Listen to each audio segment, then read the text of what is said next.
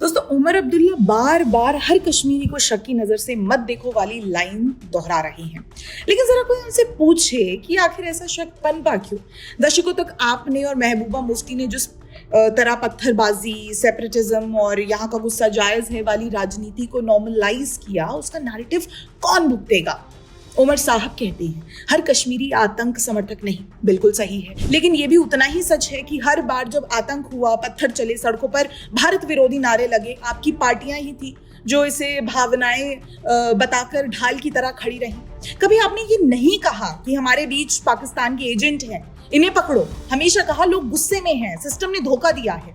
और जब आज दिल्ली में हमला होता है, सुराग घाटी से मिलता है, मॉड्यूल पकड़ा जाता है, तभी अचानक हम सबको मत बदनाम करो वाली पॉलिटिक्स एक्टिव हो जाती है। जहां तक महबूबा की बात है, वो उमर को बेरोजगारी, प्रशासन और वादा खिलाफी पर घेरती रहती हैं। लेकिन लोग ये भी नहीं भूले कि जब घाटी में चरमपंथ का नैरेटिव सबसे ज्यादा मजबूत हुआ, तब पीडीपी की राजनीति ही उसे मुख्यधारा की नाराजगी बताकर वैधता देती रही। आज वही पीडीपी खुद को मासूम दिखाने के लिए हमने युवाओं से एफआईआर लिया जैसे पुरानी लाइनें दोहराती हैं, जबकि असल सवाल ये है कि आप दोनों ने मिलकर वर्षों तक इस अलगाववादी ग्रेवियंस मॉडल को पाल पोस कर बड़ा किया। इन दोनों के इंटरव्यू में एक चीज कॉमन है, जिम्मेदारी कोई नहीं लेता, गलती हमेशा दूसरे की। 370 गिरा तो वो वजह थे, आतंक फैला तो केंद्र की गलती, बेरोजगारी बढ़ी तो हमारे पास पावर नहीं थी भैया।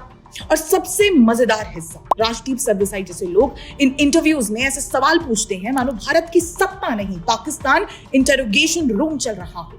एक पत्रकार को कम से कम ये शर्म तो होनी चाहिए कि आतंक पर बहस में भी वो घुमा फिरा कर दोष दिल्ली को ही देता है। कड़वा सच ये है कि जिन्होंने नेशनल एम्बलम का अपमान सही ठहराया, जिन्होंने कश्मीरी हिंदुओं के एक्सोडस पर मगर और लेकिन लगाए, जिन्होंने पत्थरबाजी और आतंकी नैरेटिव को राजनीतिक प्रॉपर्टी की तरह इस्तेमाल किया, उन लोगों को आज अचानक हम पीड़ित हैं, हमें गलत मत समझो वाला कार्ड खेलने का कोई नैतिक हक नहीं बचता।